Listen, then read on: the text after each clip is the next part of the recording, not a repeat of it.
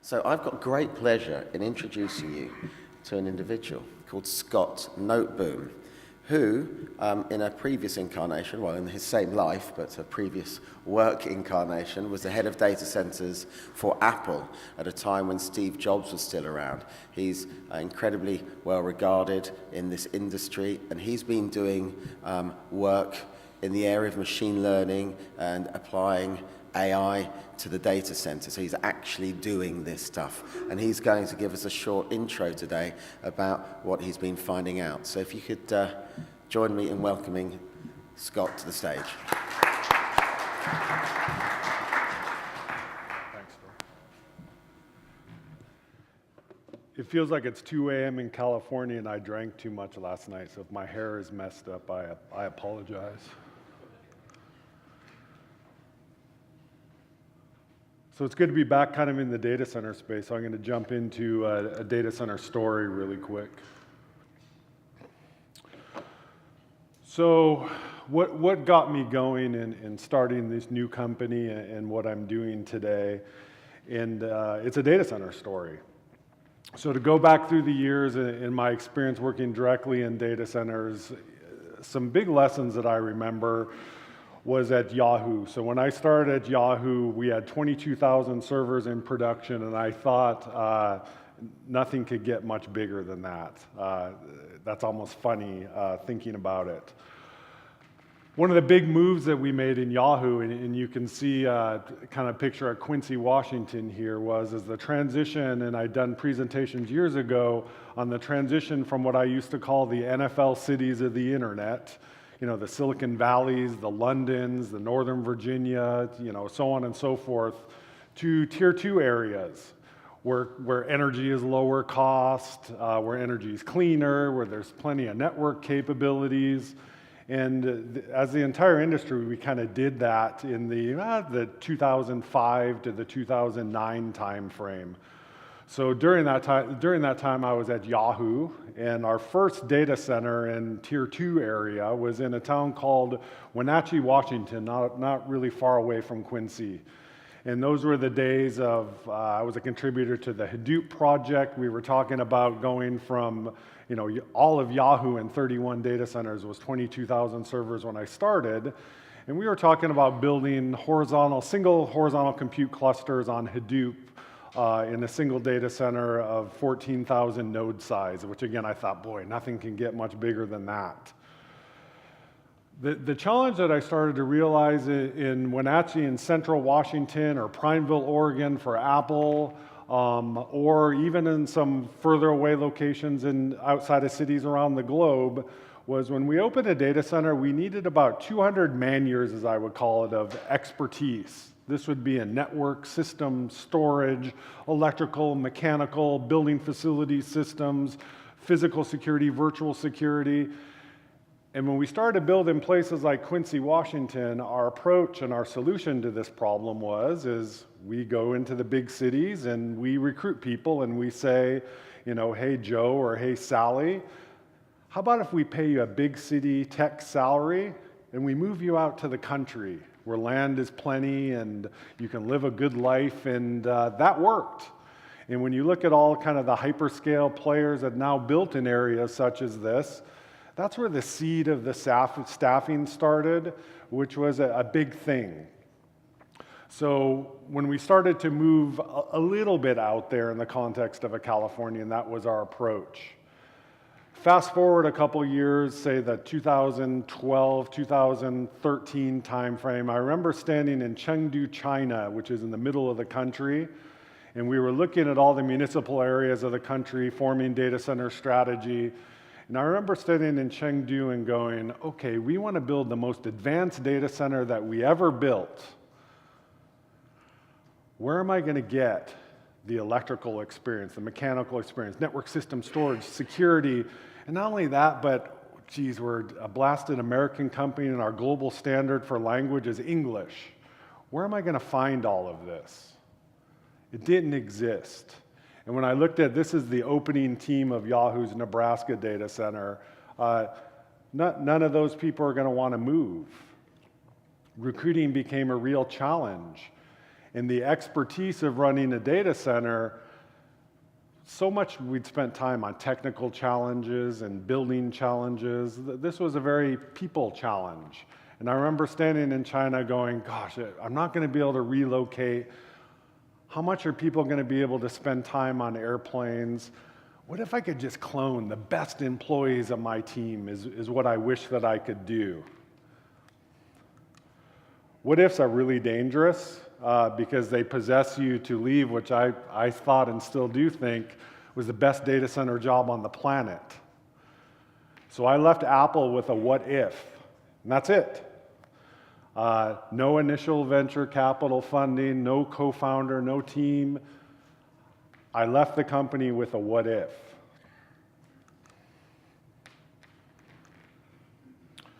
At the time, we had just completed deploying Siri for the first time in Apple, which was a big adventure. So a lot of Siri and combination of old Hadoop projects, open source projects, working on 2 of the bigger clouds in the world. A lot of things were in my mind.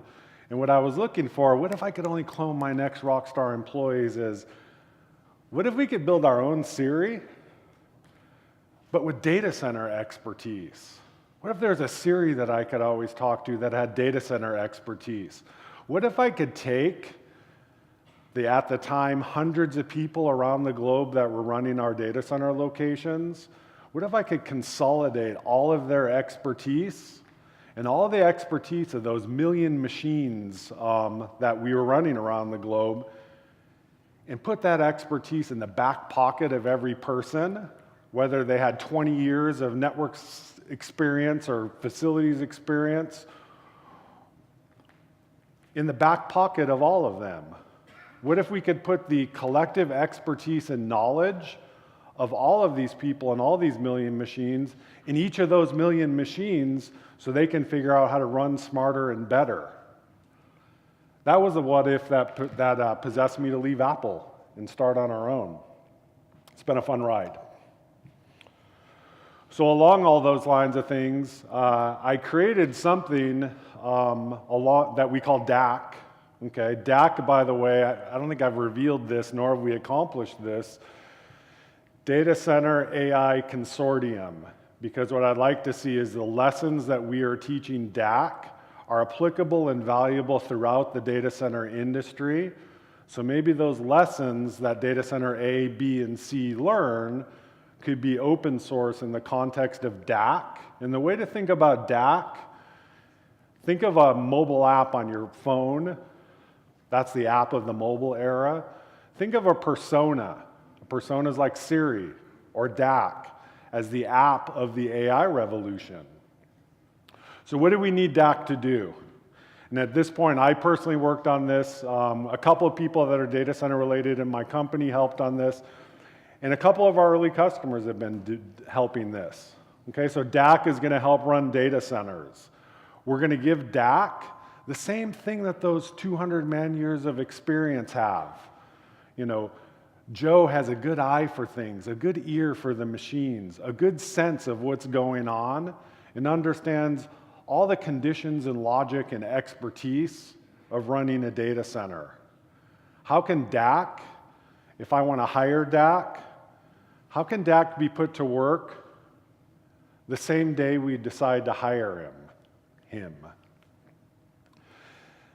DAC needs to be an app, as will all apps in the AI revolution. You need to engage with DAC using the human language. No Scala or Java or code or data science. The apps of the future speak the human language in dialogue with people using the human language, whether it's a text, a phone call, an SMS message, or an older school graphical user interface. Why? Why should we teach people to need to think like computers and understand code when the cloud has made computing a commodity and we're not? And then, like I said, how do we put the collective experience of all of our folks in everyone's back pocket? So let's look at this data center team. So we have security people, network system storage people, IT people, facilities people, electrical mechanical people. How can DAC kind of supplement or magnify all of these people so you have magnified availability, reach, expertise, all those things everywhere, always that we know in the data center industry for so long. So use a mobile app, you create DAC. Takes seconds. What relationships does DAC have? Relationships are people that DAC works with. Think of DAC like as an employee. Who are DAC's managers? Who are DAC's mentors that can teach DAC? Who are DAC's peers that DAC is allowed to communicate and share information with? What equipment? Whether it's an air handler that's communicating using BACnet, a UPS system that's communicating using Modbus, or a monitored Internet of Things device that give DAC eyes, cameras, ears, microphones, or the feeling of touch, accelerometers and such. What devices does DAC work with? What other personas, perhaps, does DAC work with from an AI to AI perspective? For devices that don't have advanced sensors in it, how can we use our mobile phone and take advantage of the accelerometer, microphone, and camera to be able to put pulse points on all of our machines so we can learn some very insightful things about it? How do we get to work in an afternoon? DAC at this point is born when people start with it with 11,000 pieces of innate knowledge. You'll see some of them in a couple slides. How can everyone on the team teach DAC and make DAC smarter?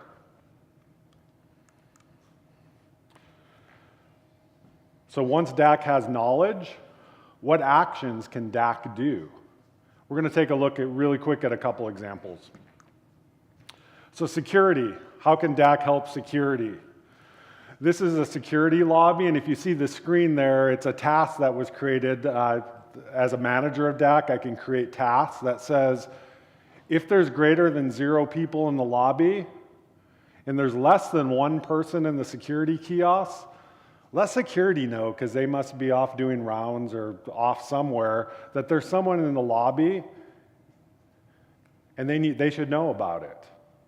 DAC is watching always. Tailgating. Hey DAC, I've got 300 doors in all my data centers, not just in this facility, but globally. I want you to watch all of them at all times.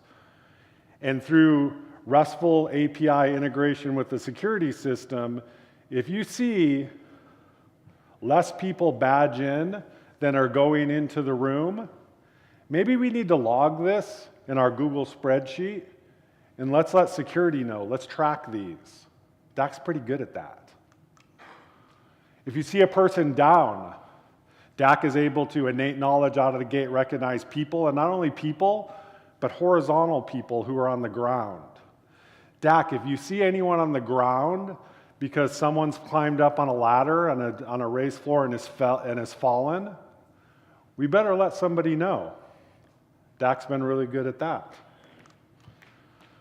From a safety perspective, and now you're seeing how does DAC engage with people, or this gentleman in the data center.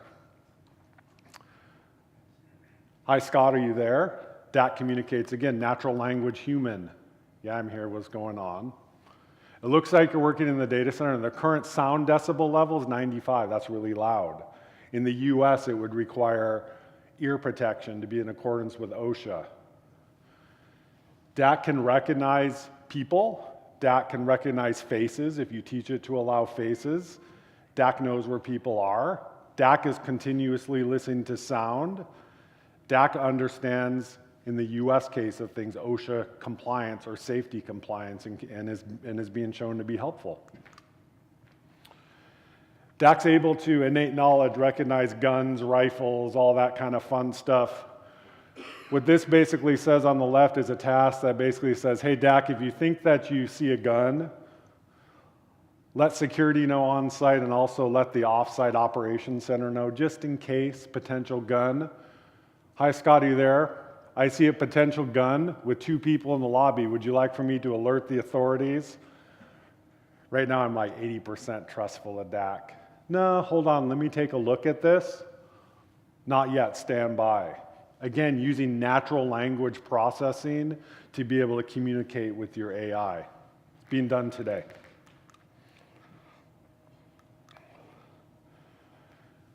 Shipping and receiving, another skill at data center. If there's a truck at the dock, let somebody know before a driver has to come in looking for someone. Simple.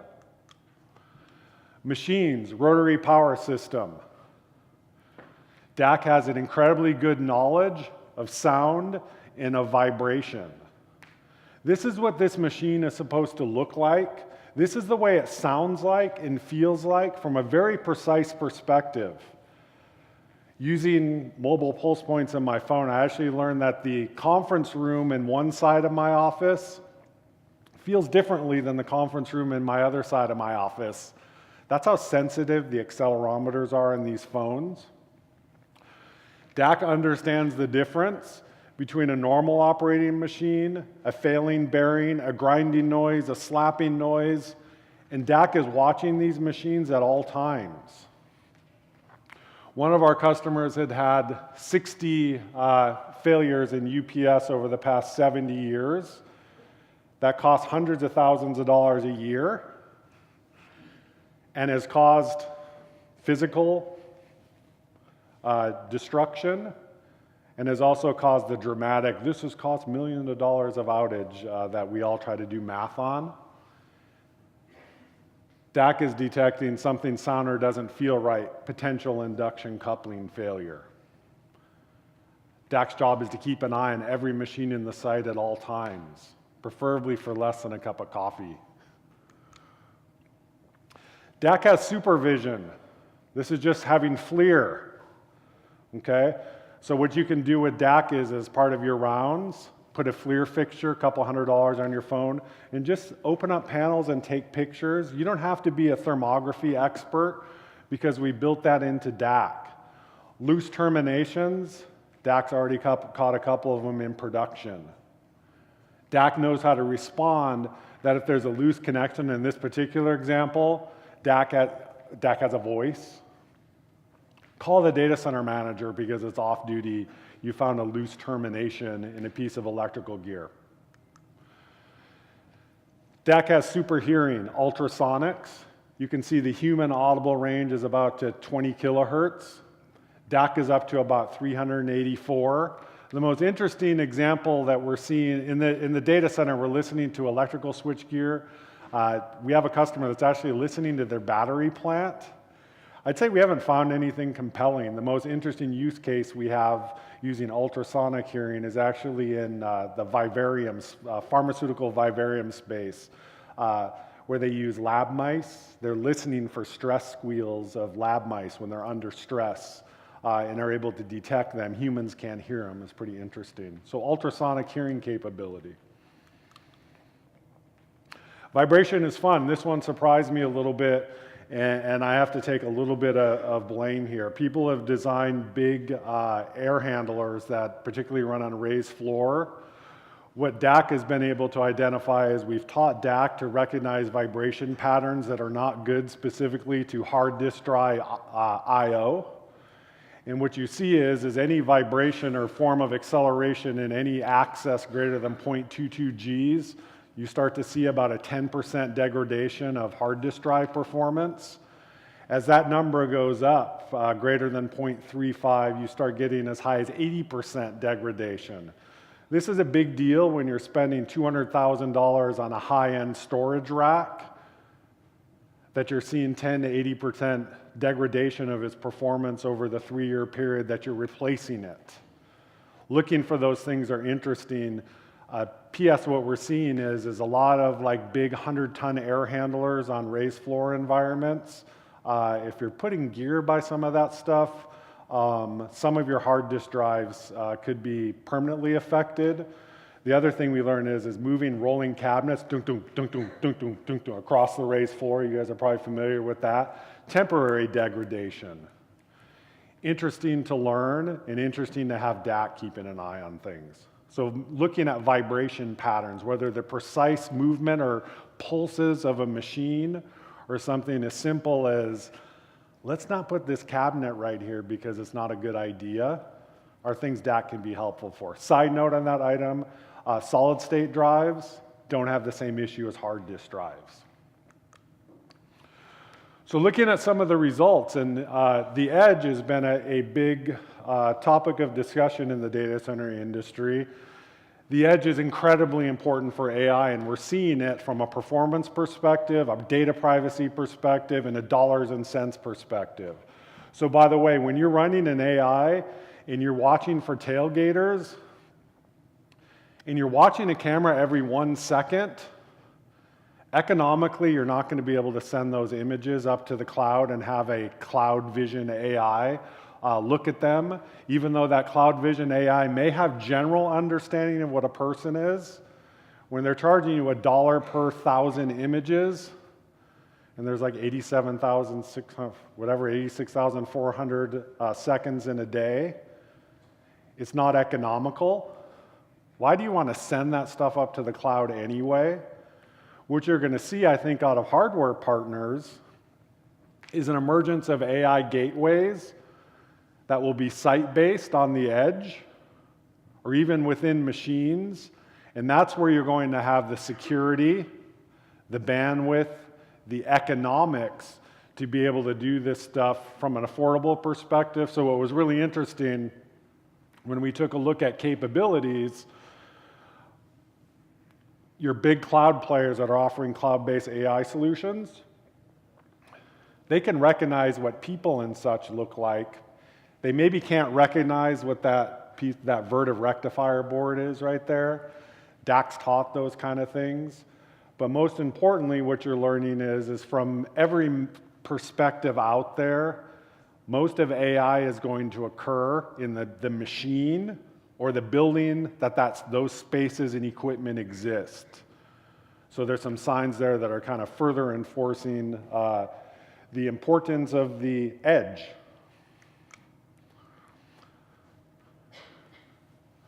What does DAC do?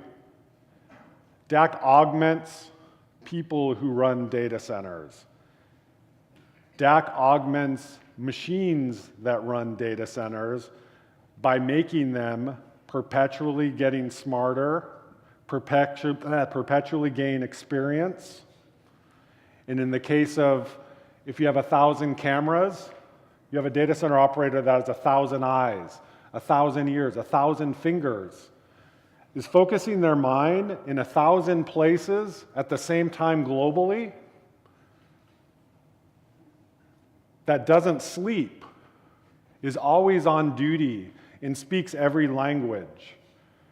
Going back to Apple, that's what I want in a data center manager. That's why being a data center manager is a pretty tough job. If you ask any person who runs a data center, go talk to my wife. This is what's expected when we run data centers, and it doesn't work. This is what DAC is really good at, because this enables the data center manager to still have a life outside of the data center. So this is the mission. We're seeing good results. It's good to give an update, and thank you.